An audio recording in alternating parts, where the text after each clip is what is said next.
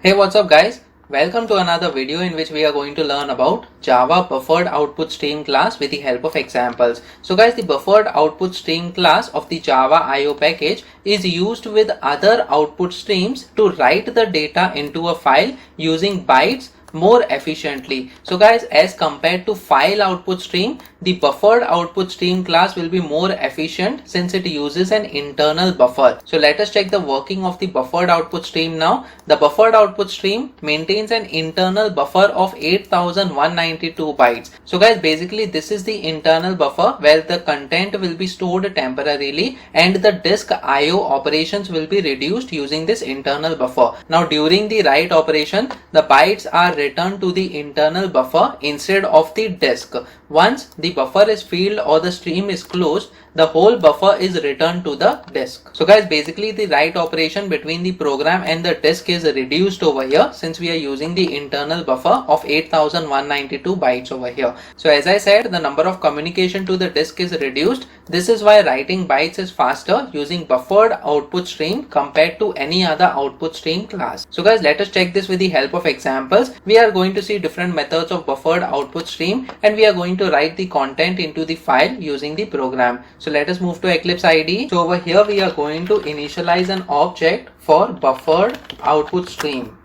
So as you can see over here, we are having buffered output stream as the suggestion given by the Eclipse IDE, and over here I will provide BOS as the object name, that is buffered output stream class object, and then followed by a new operator, and then we again have buffered output stream over here. And as you can see, there are multiple constructors over here. It takes different number of parameters, so we are going to use the first constructor which is going to take one output stream. Now in this output stream we are going to provide new file output stream class over here, and with this new file output stream we are going to provide the path over here. As you can see in the third constructor, it takes one string as the parameter which can be the name of the file or the path of the file. So we are going to use this constructor, and inside the double quotes I am going to provide the directory path where I am going to store the output file. So as you can see, we only have two files over here, Java tutorial where I am storing the notes for the Java programming language, and we have this test file which we have read previously using the buffered input stream class.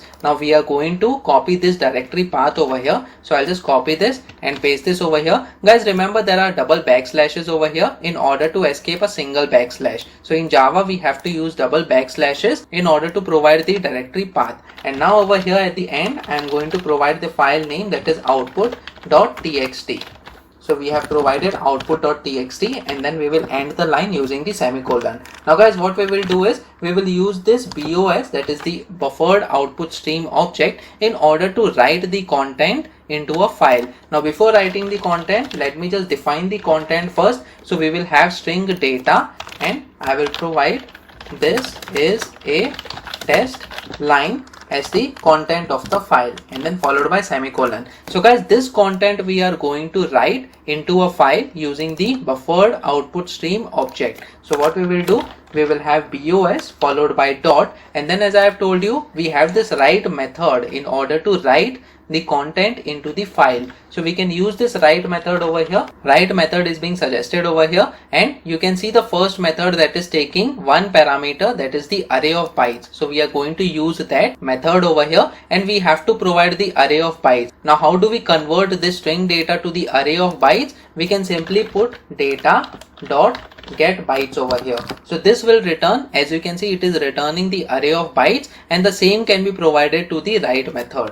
So let me just select this get bytes method, and over here the data, that is the string, is being converted to bytes, that is the array of bytes, and this array of bytes is being given to this write method, and BOS will help us in order to write this content into the file. And now guys, after this let me put a confirmation statement over here that content is returned to file, so that we get the confirmation after the execution of this program that the content, that is this particular string, is being returned to the file. Let me just save this file and try running this code now.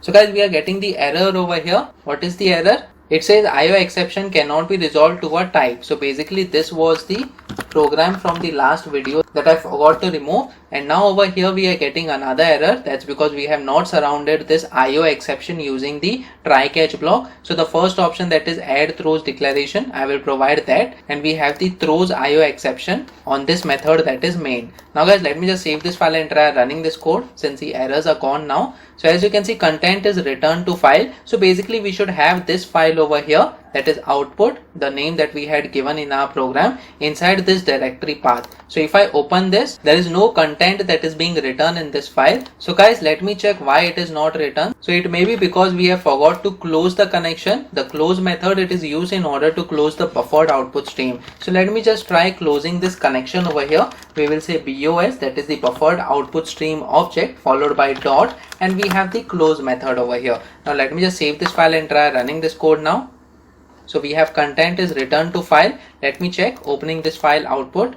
Okay, now we can see the line. So this is a test line. So guys, basically it is very important that we close the connection, or we close the stream over here that we have opened using the buffered output stream or file output stream or any other input or output stream class. This will help us to ensure that the contents that we want to write into the file are actually written into the file. Guys, apart from this, we have another method, that is flush over here, which is used in order to clear the internal buffer. So whenever you want to read some fresh content and write it into the file, you can perform this first operation initially so that you can clear the data from the internal buffer over here in order to avoid the unexpected content being written into the file. So guys, that's it in this video. Please make sure that you practice on your own so that on different methods you get the different outputs. Make sure that you like this video so that it reaches to more people, and subscribe to this channel so that you get the notifications on upcoming videos as well. The next video that we are going to talk about is Java print stream class with the help of examples. So stay tuned.